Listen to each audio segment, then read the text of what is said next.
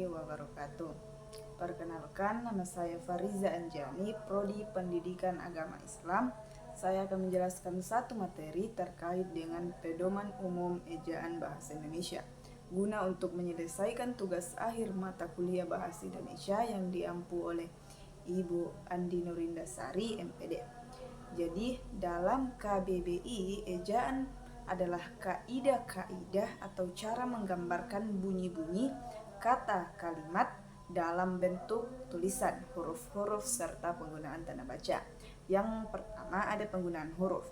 Nah, huruf itu terbagi lagi, ada huruf abjad, huruf vokal, huruf konsonan, huruf diftong, huruf kapital, huruf miring, dan huruf tebal. Nah, huruf abjad. Huruf abjad adalah sekumpulan huruf atau aksara yang melambangkan bunyi-bunyi bahasa yang terdiri dari 26 huruf, yaitu A, B, C, D, E, F, G, H, I, J, K, L, M, N, O, P, Q, R, S, T, U, V, W, X, Y, Z.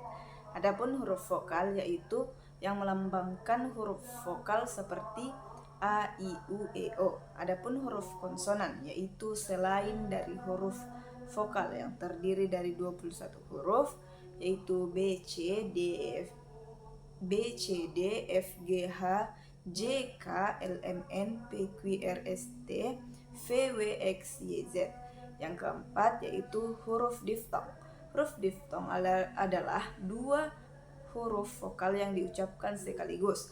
Gabungan vokal disebut diftong apabila menghasilkan satu bunyi saja. Misalnya au pada kata kerbau, ai pada kata santai. Sementara itu gabungan vokal atau pada bau bukan diftong karena menghasilkan dua bunyi. Contohnya ai, aileron, au, autodidak, ei, survei. Yang kelima, huruf kapital. Huruf kapital biasanya digunakan pada huruf pertama awal kalimat. Biasanya juga sebagai huruf pertama unsur nama orang, termasuk julukan.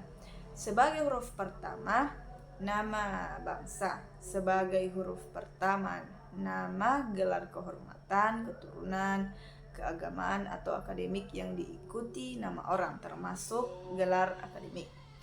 Yang keenam yaitu huruf miring. Nah, huruf miring dipakai untuk menuliskan judul buku, nama majalah, atau surat kabar yang dikutip dalam tulisan, termasuk dalam daftar pustaka. Huruf miring dipakai untuk menegaskan atau mengkhususkan huruf bagian kata atau huruf kata dalam kalimat. Huruf miring dipakai untuk menuliskan kata atau ungkapan dalam bahasa daerah atau bahasa asing.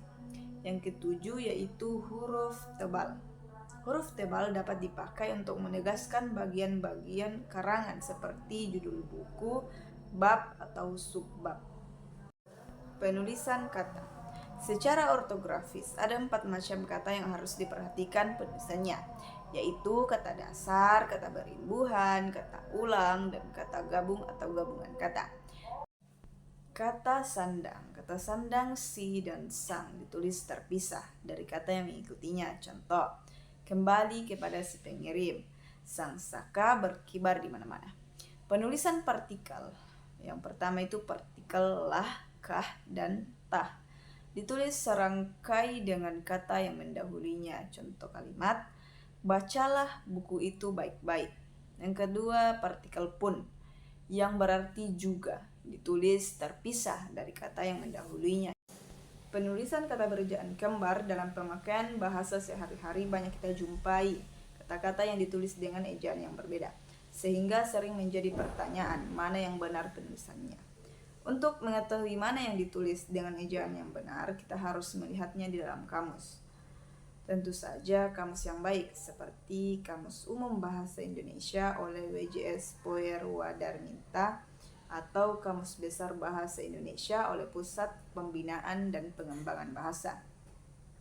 Adapun pemakaian tanda baca, yaitu yang pertama tanda baca tanda titik, yang kedua tanda baca titik dua, yang ketiga penggunaan tanda baca titik koma, penggunaan tanda baca koma, penggunaan tanda hubung, penggunaan tanda tanya, tanda seru, dan tanda petik. Adapun tanda garis miring. Yang selanjutnya itu penulisan unsur serapan. Kata serapan adalah kata-kata yang berasal dari bahasa asing atau bahasa daerah, lalu digunakan dalam bahasa Indonesia. Dilihat dari tahap penyerapannya, ada 3 macam kata serapan, yaitu yang pertama, kata-kata yang sudah sepenuhnya diserap ke dalam bahasa Indonesia. Kata-kata ini sudah lazim dieja secara Indonesia, sehingga sudah tidak dirasakan lagi kehadirannya sebagai kata serapan. Yang kedua, kata-kata yang masih asing tetapi digunakan dalam konteks bahasa Indonesia. Ejaan pengucapannya masih mengikuti cara asing, misalnya time out, check-in, door to door. Yang ketiga, kata-kata asing yang untuk kepentingan peristilahan. Ucapan dan ejaannya disesuaikan dengan kaidah-kaidah bahasa Indonesia. Dalam hal ini, perubahan ejaan itu dibuat seperlunya saja, sehingga bentuk Indonesianya masih dapat dibandingkan dengan bentuk bahasa aslinya. Misalnya komisi, yaitu commission, psikologi, psikologi, dan lain sebagainya. Itulah pemaparan materi terkait dengan pedoman umum ejaan bahasa Indonesia. Akhir kata, Assalamualaikum warahmatullahi wabarakatuh.